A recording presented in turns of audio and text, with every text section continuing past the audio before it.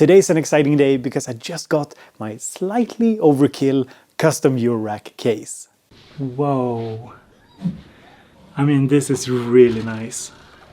For those of you who follow me on Instagram, you've probably seen me post about this case. It's been quite the journey from idea stages to finished case, and in today's video I want to summarize this process from the beginnings with ideas to the finished custom eurorack case. And this video and the entire project was made in collaboration with Arjan from Too Many Synths, as well as Robert from Modular Synth Lab. He made the power solution for my case. So I've linked both of their stores in the description of the video. You should go and check them out. They provide excellent services. Too Many Synths uses repurposed oak floors, and Arjan tries to pick pieces of wood with a nice grain to them. He uses a vintage sanding machine to get the oak to 12mm thickness. Arjan uses a 150-watt laser cutter to cut individual pieces and to perfectly position the holes for the rails. He then uses a router to cut down the burnt edges to make them nice and smooth.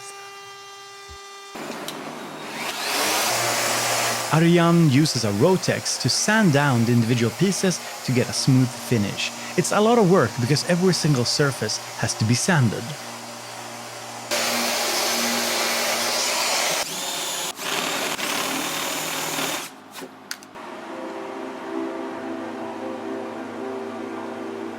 Me and Arjan went through multiple design ideas before settling on this one. My first idea was a 160 HP wide case with 5 rows and a 1U row. Arjan made multiple renders of the case to choose from. I did, however, realize that I would fill up the case rather quickly and instead chose a 200 HP wide design with 6 rows. One reason for more rows was also to make the bottom part extend further, as I think it makes for a more ergonomic case. The second change was made in terms of depth. The original design was more shallow, so we made it deeper to fit pretty much any module. Having a 1U row is also very useful because there are plenty of interesting utility modules for this format.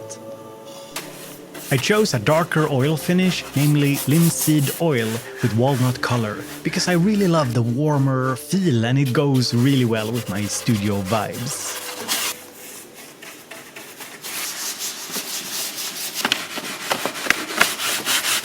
Since I would probably just blow myself up, I left the power assembly to a professional, Robert from Modular Synth Lab. I've linked him down in the description. I opted for the Meanwell RT65B PSUs. This power solution is budget friendly, and I asked Robert about the pros and cons of the RT65B. The pros are the price, it also has excellent protection against overload, shortcuts, overheating, etc. The cons is that it has a high ripple noise, and some modules won't like that. You can experience noise with it. But generally speaking, it's a very solid power solution unless you are swimming in cash. The rails used are black with M3 threaded inserts in brass, and a nifty feature is that you can actually loosen them if you need to change the angle slightly. And there's a total of 14 meters of rail in the case. The finished case was then placed in a custom crate, which is by far the largest thing that I've ever received at my studio. This is quite the tight fit here.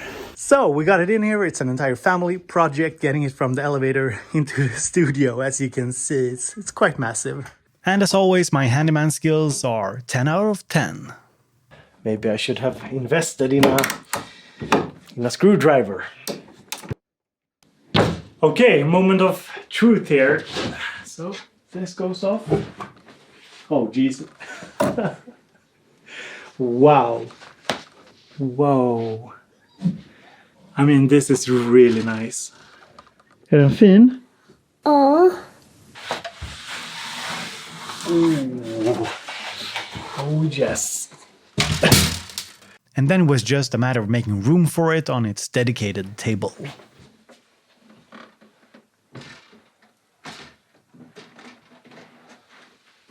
There's actually 2 power switches on the back and 2 power cords, so I can power half the case if I want to.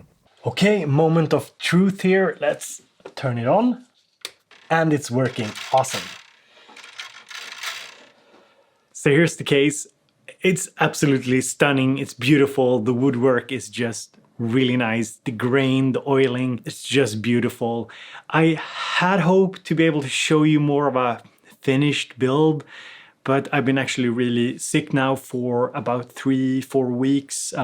So yeah, kind of behind on a lot of work. So if you want to see me put some actual modules in here and make some music with it, that has to wait until I am of better health. But yeah, I'm just kind of stunned at how beautiful it is. Now, in order to plan out a case this size, I'm actually using modular grid. I hadn't really gotten into it before, but it's just needed. And here you can see an early draft of what my finished eurorack might look like. I think this is the 10th draft. So basically, I'm not sure if I want to have the Moogs in my eurorack. The design is centered around a mixer section on the 3rd row and then have effects above it. And beneath it on the 2nd row, we have some drum modules, some oscillators, and on the 1st row, we have the sequencers and some modulation sources that I want to have close at hand. But I'm sure you can come up with some better ideas, so feel free to critique me in the comment section. Now, looking at the case this size, you might rightfully ask yourself, do I need a case this size?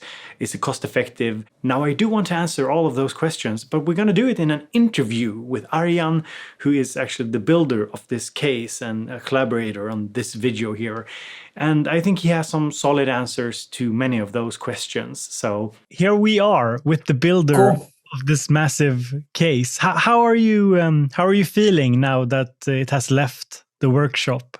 Oh, I'm missing it, actually. It has been in my workshop for quite some time, not per se because it was a lot of work, but because we were making a video as well. So it was there for quite some time. And it's massive. It's huge. I mean, so it's you know that. Yeah. Case that you've manufactured. Yeah, until now it is. Yeah. I did some larger series, but then there were like multiple smaller cases next to each other. But you wanted it all in one, so you get it all in one. How did you start making eurorack cases? Yeah, I expected that question. I think it was maybe 1.5, 2 years ago. A friend of mine, we went hiking somewhere in Luxembourg, and we were with 4 friends in the car. And a friend of mine had a Volca Beat, like the small cork machine. And I was sitting on the front chair of the car, and I played with it for like 20 minutes, and I was sold. It's like, I want to have this. This is incredible. I mean, I have been playing guitar for quite some time, since my childhood, but then this was like, it was doing everything I wanted immediately and then repeatedly. So it was amazing. So I started with that. Yeah, I have a workshop, a laser cutter. We do some prototyping for our design label in-house. So I thought I can make, because it started with the Volca, Core Volca beats, but then soon the Boss came and the FM came, and and then it becomes a mess on your desk. You went down the rabbit hole quickly. Yes, yes. And because I made it for myself. And I have this laser cutter, which is like a massive 150 watt laser cutter. So I thought, let's use that. I didn't use it for things like that before. So I used that to make my own like Volca stands. I posted that and people liked it. And then they went, yeah, can I order that too? And then it slowly started. And then I made some side panels and stands and things like that, which I still do with pleasure. And somehow I thought Eurorack might be interesting. I heard a lot about it. I posted on Marktplaats, the Dutch marketplace. If somebody wants, I want to explore Eurorack. You only have to pay the materials. It should be fun. Just brainstorm about it, and then a guy came along, and we brainstormed about it. He's actually teaching in Eurorack as well. He's a nice guy, and then I posted that, and then it got out of hand really, really quickly, because as soon as you go into Eurorack and you can make custom things, because everything I make is custom made. Basically, I try to have standards, but every time I have a standard, there becomes a new variation, and somebody says, "Oh, I like that, but I want like Sif from Loopop." He is like, "Oh, I like the case, but can you make a 1U in the middle?" And you say, "Oh, I like it, but can it be bigger? And can we extend it on the front?" And like every case is different. Yeah, totally. Yeah. I mean, that's kind of the joy with it as well, that you can make something that is tailor-made to your needs and your creative desires. I think that's the big pull for a lot of people. So a lot of people, they look at Eurorack cases and they say, oh, that's expensive. That's a lot of money for just a piece of plastic or piece of wood or whatever. So I'd like to put that question to you as a creator, a maker, because I know you don't charge like absurd amounts for your stuff, because your stuff is custom. You have to have all the tools and whatever, and you happen to have it because you have another job. But I know that you don't charge obscene amounts for it. So could you speak a little bit to that topic of affordability? Well, of course, basically it's work. It's a lot of work. Yeah. I mean, that's one thing, because you need all the tools. Well, you can see that in the video, like all the steps I go through, and they all have to be done by hand. Even if you have a machine, you need to prepare the wood and everything. So I think that's I've been asked, like, if I make a cheaper version, then like plywood, for example, instead of solid oak. But that doesn't make it cheaper, because the oak, I use reclaimed wooden floors, so sustainable in a way. But the oak is not the most expensive part in the whole case. It's the work you put in the oak. And then something like oak is really honest, and you can really work it really well and fix it if needed. And so it behaves properly for me. And plywood looks cheaper, but eventually it will be sort of the same price, unless you go like upscale it and you go like produce mass amounts. So, and then still, then you have a standard. So I try to have a balance in that, but then you're not there yet with the oak, because you have the rails. I buy the rails by hundreds of meters by now.